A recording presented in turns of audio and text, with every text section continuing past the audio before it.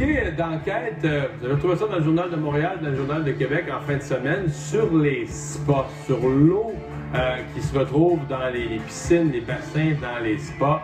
Est-ce que ces eaux chaudes sont une véritable soupe de bactéries susceptibles de vous causer des problèmes de santé?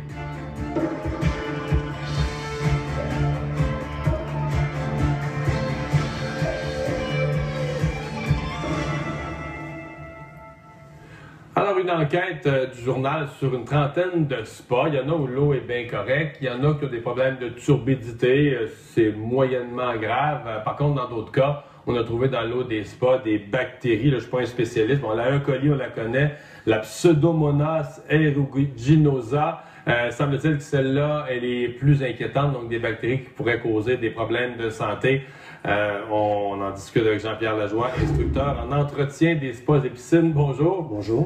Les noms de bactéries que j'ai nommés, bon, le coli, c'est connu, là, quand même. C'est connu, oui. L'autre, le Pseudomonas. Pseudomonas aeruginosa. C'est comme ça qu'il faut le prononcer. Oui. Ça, c'est connu aussi. C'est connu dans le domaine aquatique depuis très longtemps.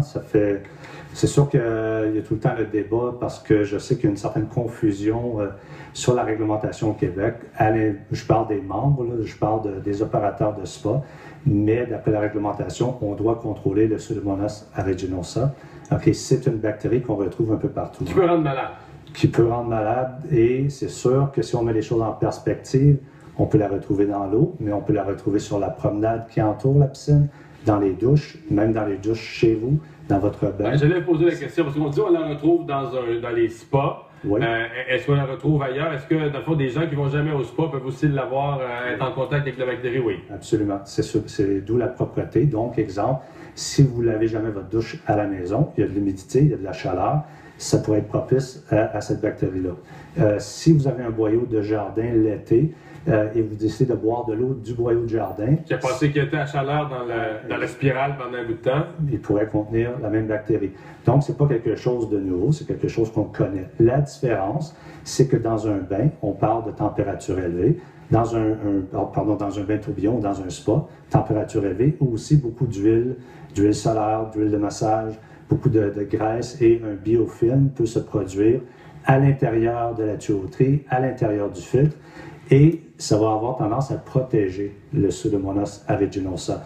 Donc, l'idée, c'est la propreté devient très importante. Donc, un biofilm, donc vous dites, toutes ces huiles-là que les gens ont sur leur corps se ramassent dans les tuyaux, puis ça fait une espèce de protection, une belle place pour ramasser un développement bactériologique. Exactement. Donc, vider un spa ne règle pas nécessairement le problème, parce qu'il reste... nettoyer la tuyauterie de ces graisses. Il faut nettoyer le filtre, il faut faire une surchloration pour s'assurer que le chlore élevé va passer à travers tout le système et le contrôler. Mais même ça ne va pas régler à 100% toujours les problèmes.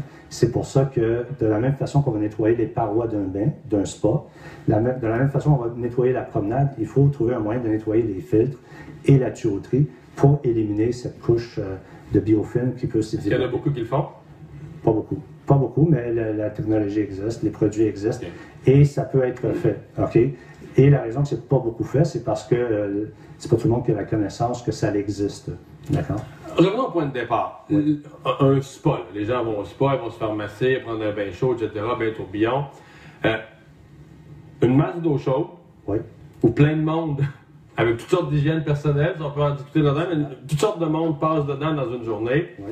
On s'entend que c'est propice au développement de bactéries. Absolument. Ça ne peut pas l'être plus. La chaleur de l'eau est un facteur aussi. Oui. Le plus élevé la température, le plus propice à la croissance de bactéries. Aussi, les gens dans un bain tourbillon, vous avez des jets d'eau qui vont frapper le corps, qui vont comme enlever les couches d'huile de peau morte, etc., qui est sur le corps de la personne. On pouvait arrêter là. mais je vais mettre les choses en perspective. Okay? Moi, j'irai demain dans un spa nordique. J'irai demain me saucer dans un spa si je savais qu'il était bien entretenu. Je n'ai rien contre. Bien entretenu, ça veut dire quoi? Les bons produits, chloration, etc.? La désinfection, la chloration, la propreté et le bon entretien du système. Et c'est sûr qu'on va encourager la clientèle, là, si on parle des spas nordiques, après un massage, de prendre une douche avec savon, parce que c'est vrai. Pour enlever l'huile. Pour enlever les huiles, mais aussi ça va aider à enlever les bactéries, parce que notre corps, votre corps, en ce moment, est recouvert de bactéries. Qu'on aime ça ou qu'on n'aime pas ça, on coexiste avec des bactéries. Ce n'est pas tous des mauvaises bactéries. Il y a beaucoup de bonnes bactéries, mais c'est ça la réalité. Quand ça rentre dans un spa, on veut désinfecter pour s'assurer de neutraliser, de détruire ces bactéries-là. La réglementation, les lois, est-ce que les spas à l'heure actuelle, c'est surveillé? Est-ce qu'il y a des inspecteurs quelconques qui peuvent arriver, comme le journal l'a fait, là, mais c'est un exercice journalistique. Est-ce qu'il y a des gens qui arrivent, peuvent prendre un échantillon d'eau n'importe quand, vérifier l'eau des spas? Comment ça marche? Oui, ça existe. Il y a des inspecteurs publics. C'est sûr que, je vais vous donner mon expérience dans les 30 ans, là.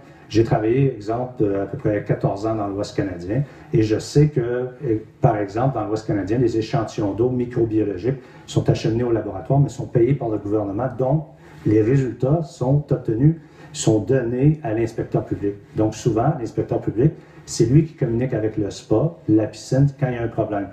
Tandis qu'au Québec, le payeur, celui qui paye pour l'échantillonnage et l'examen, le test microbiologique, c'est l'utilisateur, c'est l'opérateur. Donc, les résultats sont donnés à l'opérateur. Ce qui veut dire que les inspections, l'inspecteur est moins informé. Il est moins, on le connaît moins. C'est le propriétaire du spa qui est le principal informé de l'état de situation. Donc, s'il y a un problème... Il doit réagir. Il doit réagir. La loi l'oblige à réagir et un bon opérateur va réagir. C'est pas vrai que vider un spa va régler le problème.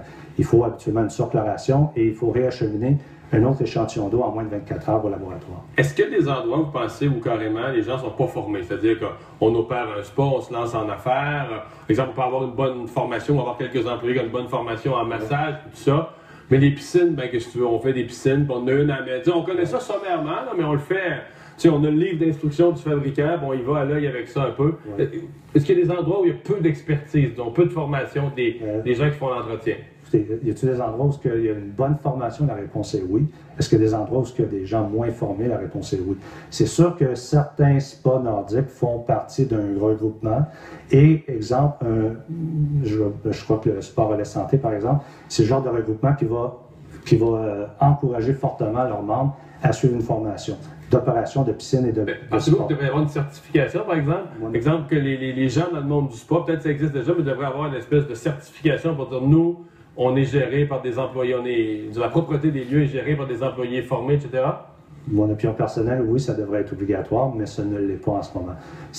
Même en Amérique du Nord, c'est très peu de juridictions qui l'obligent. Vous n'avez pas l'air assez surpris, dans le fond, des résultats du journal, d'en trouver 12 sur 30 et qu'il y a des problèmes? Écoutez, je crois que c'est des choses faciles à régler, qui sont gérables, mais c'est le genre de situation qu'on sait déjà qu'un spa à température élevée, avec des gens qui vont rentrer dans un tourbillon, vont introduire des déchets, des contaminants, c'est tout à fait normal. L'idée, c'est de faire en sorte que l'opérateur soit capable de bien gérer la situation et de réagir en conséquence. Et de régler ces problèmes-là. Monsieur Lajoie, merci beaucoup d'avoir été avec nous. On va tout de suite se déplacer.